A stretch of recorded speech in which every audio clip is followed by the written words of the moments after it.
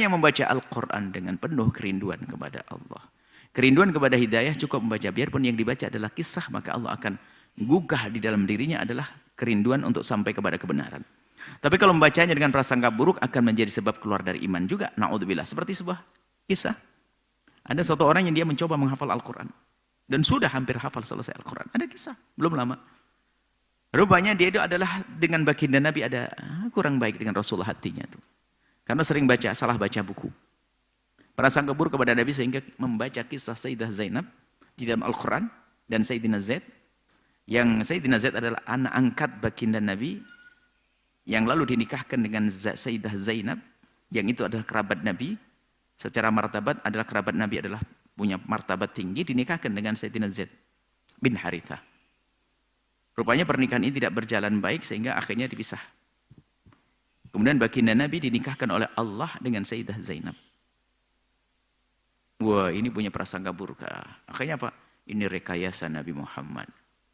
Karena dia membaca orang orientalis, orang kafir. Jadi Nabi Muhammad dianggap asalnya terpesona dengan Sayyidah Zainab, kemudian diupayakan untuk mencerai, kemudian dinikahi. Na'udzubillah. Lah, gara-gara dia punya prasangka semacam murtad itu orang. Kalau kita dengar omongan dia, lihat Al-Quran dia membaca kayak di lesannya. Kalau berhujjah Al-Quran luar biasa. Ada seorang pemuda umurnya 38 tahun, pemuda belum tua, 38 tahun dia murtadnya. Dari kecil sudah biasa dengan Al-Quran, ambil hafal Al-Quran. Wow, dia sangat sekarang ada grup-grup murtadin, mulhidin kan ada hari ini. Kalau di YouTube ada grup namanya grup mulhidin dan ada dia di dalamnya. Wah, memang kalau bicara Al-Quran luar biasa. Suudzon kepada Rasulullah SAW, prasangka buruk kepada baginda Nabi SAW. Lihat, murtad. Padahal lihat kisah Sayyidina Zaid bin Harithah dinikah karena Sayyidina Zainab. Kemudian oleh Allah pisahkan, kemudian Allah nikahkan Sayyidina Zainab. Banyak di balik ini hikmah, hukum-hukum. Di antara hukum tidak boleh adopsi, merubah nasab dan seterusnya. Banyak hukum di balik itu semuanya. Bahkan kalau seandainya hukum pembatalan adopsi Nabi hanya ngomong saja, berat bagi orang ini sudah merasa seperti anakku, aku rawat dari kecil. Kenapa harus dibatalkan? Nah, dari baginda Nabi dibatalkan. Zaid bukan anakmu. Dulu Zaid bin Muhammad diganti dengan Zaid bin Harithah. Dan Nabi sangat mencintainya. Al-Hib. Punya anak Nabi Usamah bin Zaid. Al-Hibbu ibn al-Hibbi.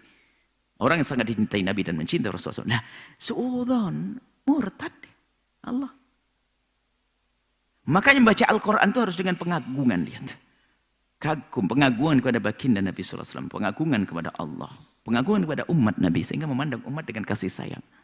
Bukan merendahkan. Tapi kalau memandang umat dengan kebencian, musyrikin, mujrimin. Oh, bukan begitu. Warahmatan, dan dibacakan Al-Quran itu akan jadi rahmat di hatinya. Allah akan turunkan kesejukan. Liqaumi yu'minun, hanya bagi orang beriman saja. Lihat, yang tidak beriman gersang hatinya. Maka alhamdulillah kita punya iman itu artinya kita punya benih.